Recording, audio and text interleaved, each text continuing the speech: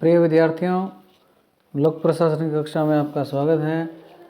आज हम ब्रिटिश काल में भारतीय प्रशासन के विकास के तहत जो आपके पाठ्यक्रम में 3 अधिनियम हैं, 1909 का, 1919 का और 1935 के जो अधिनियम हैं उनके बारे में पढ़ेंगे। आज हम पढ़ते हैं भारत परिषद अधिनियम 1909।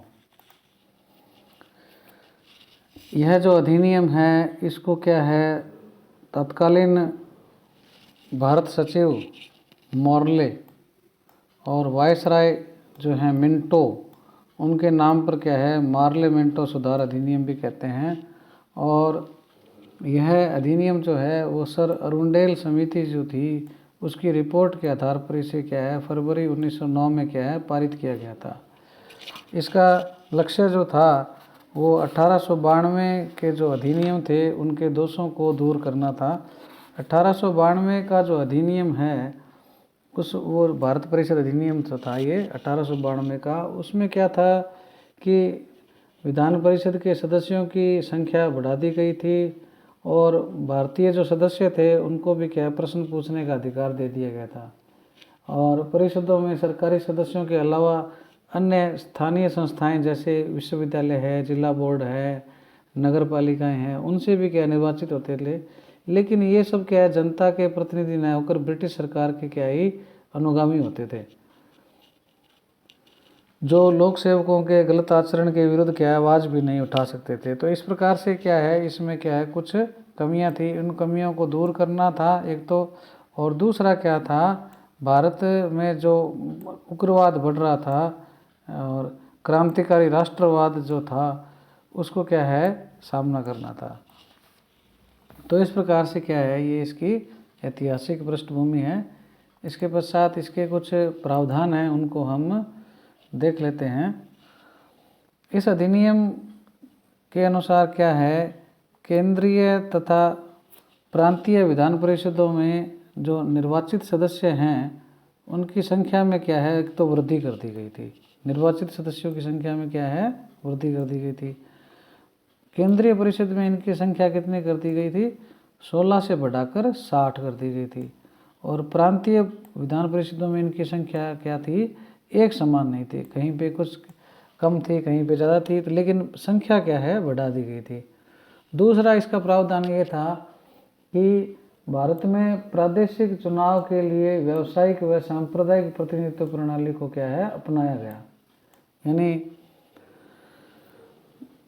चुनाव जो क्षेत्र हैं उसमें प्रांतीय व्यवस्थापिका जो थी वो क्या है सभाओं, जमींदार, व्यापारी वर्ग, जिला परिषद और मुसलमान आदि के आधार पर क्या है मतलब विभाजित की गई थी। मुसलमानों के लिए क्या है पृथक प्रतिनिधित्व प्रणाली लागू की गई। इसके अंतर्गत क्या किया गया, मुस्लिम सदस्यों का चुनाव जो है मुस्लिम मतदाता ही कर सकता था।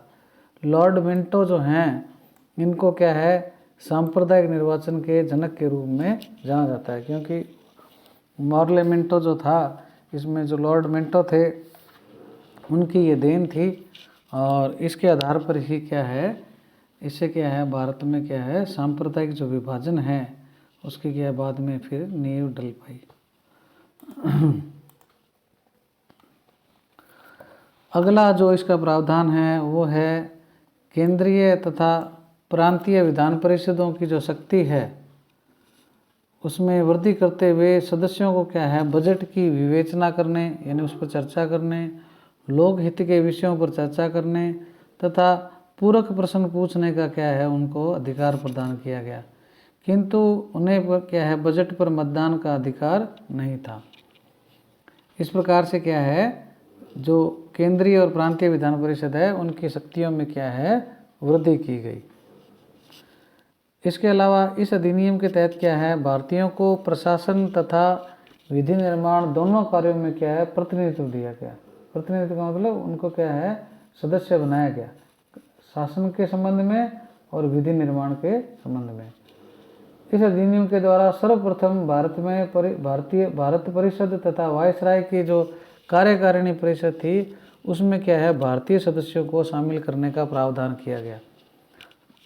2 भारतीय केसी गुप्ता तथा सैयद हुसैन विलग्रामी को इंग्लैंड की जो भारत परिषद थी उसमें क्या है नियुक्त किया गया, जबकि सत्येंद्र प्रसाद जो सिन्हा हैं उनको क्या है वायसराय की कार्यकारिणी में एक विधिक सदस्य के रूप में क्या है नियुक्त किया गया। तो इस प्रकार से क्या है एक तो क्या है इनकी शक्तियों में वृद्धि की गई, वित्तीय संबंधी, लोकहित परिचर्चा संबंधी, प्रश्न पूछने संबंधी, और दूसरा क्या है इसमें क्या है भारतीयों को प्रशासन तथा विधि निर्माण में प्रतिनिधित्व दिया गया, और इसमें क्या है जो वायसराय की जो कार्यकारिणी परिषद है और भारत की जो परिषद है उसमें क्या है मेंबर्स को क्या है भारतीय सदस्यों को क्या है शामिल किया गया।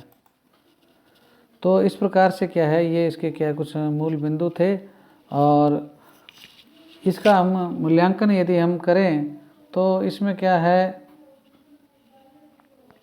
कि 1909 का जो अधिनियम है ये क्या है नरमपंथी जो राष्ट्रवादी थे उनको संतुष्ट करने के लिए बनाया गया था, परंतु वास्तव में इसका उद्देश्य क्या है राष्ट्रवादियों को उलझन में डालना था। राष्ट्रवादी जमात जो थी इनका जो समुदाय था उसमें क्या फूट डालना था और भारतीयों के बीच एकता न हो ऐसा उनका ये प्रयास था। मुसलमानों के लिए क्या इन्होंने पृथक निर्वाचन व्यवस्था शुरू की, वे विशेष सुविधाएं देकर के अंग्रेज सरकार ने क्या है भारत की एकता को खंडित करने का प्रयास किया। फिर भी उपयुक्त सुधार जो थे ये बिल्कुल बेकार नहीं थे, इससे क्या कुछ नई चीज़ें भी आई, क्योंकि भारतीयों का क्या प्रतिनिधित्व तो इसमें हुआ, उनको क्या है विधि निर्माण में प्रशासन में भी क्या है शामिल किया गया, उनको पूरक प्रश्न पूछने का अधिकार दिया गया, वित्तीय संबंधी भी कुछ शक्तियाँ दी गई।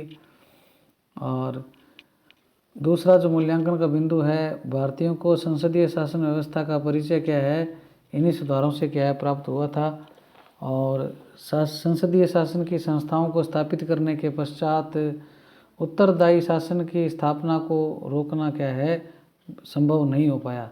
इसी से क्या है भारत आगे से आगे क्या है बढ़ता गया, जो स्वतंत्रता संग्राम की जो लड़ाई थी वो आगे बढ़ती गई। अप्रत्यक्ष निर्वाचन की जो पद्धति है और व्यवस्थापिका सभाओं के जो सदस्य के अधिकारों में वृद्धि जो है वो इसके महत्वपूर्ण कदम थे।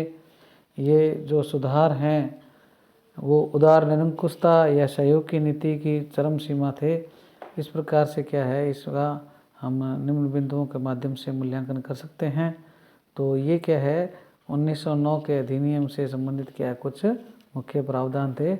इसके पश्चात हम 1919 और 1935 के अधिनियम का अध्ययन भी करेंगे।